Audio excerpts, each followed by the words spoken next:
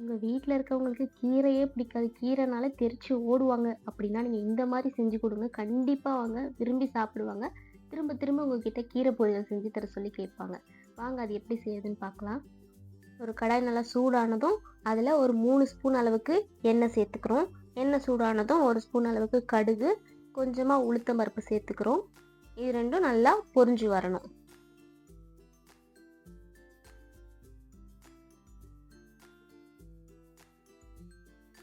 So இந்த டைமில் நம்ம ஒரு 4 காஞ்ச மிளகாய் வந்து இந்த மாதிரி சின்ன சின்னதாக கிள்ளி வச்சுக்கிறோம்.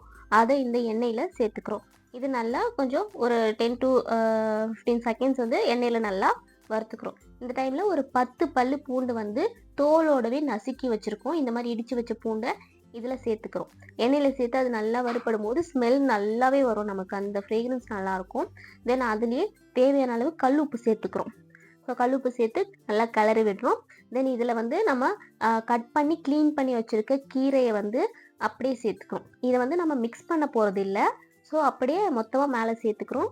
இதில் வந்து நாங்கள் எடுத்துருக்கிறது அரைக்கீரை. ஸோ இந்த கீரையில் வந்து எதுவுமே மிக்ஸ் பண்ணாமல் அப்படியே நம்ம ஒரு தட்டு போட்டு ஒரு 5 மினிட்ஸ் அப்படியே மூடி வச்சிடுறோம்.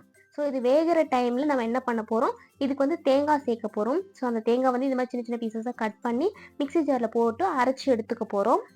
தென் அரைச்சிட்டு வர டைமுக்குள்ளே கீரை வந்து கண்டிப்பாக வெந்துட்டுருக்கும். ஸோ இப்போ வந்து இதை நம்ம கிளறி விடணும். இப்போ தான் நம்ம இதை மிக்ஸ் பண்ணுறோம், ஃபஸ்ட்டு நம்ம மிக்ஸ் பண்ணவே கூடாது. ஸோ இப்போ வந்து அந்த அடியில் இருக்க பூண்டு, இந்த மிளகாலாம் இருக்கும் இல்லையா, ஸோ அதோடு சேர்த்து மொத்தமாக கிளறி விட போகிறோம். ஸோ நீங்கள் இப்படியே வச்சிங்கன்னா இதில் சின்னதாக ஒரு லைட்டாக கசப்பு டேஸ்ட் இருக்கும்.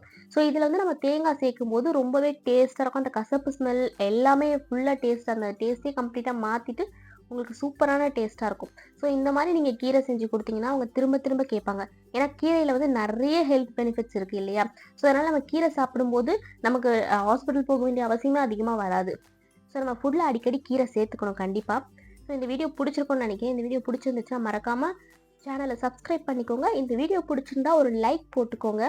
இந்த மாதிரி நிறைய வீடியோஸ் கண்டினியூஸாக உங்களுக்கு வரணும்னா சேனலை வந்து சப்ஸ்கிரைப் பண்ணது மட்டும் இல்லாமல் அதில் இருக்க அந்த பெல் பட்டனை ப்ரெஸ் பண்ணிக்கிட்டிங்கன்னா உங்களுக்கு அப்டேட்ஸ் சீக்கிரமாக கிடச்சிடும். ஸோ சீக்கிரமாக நீங்கள் வீடியோஸ் பார்த்துடலாம். தேங்க்யூ ஃபார் வாட்சிங்.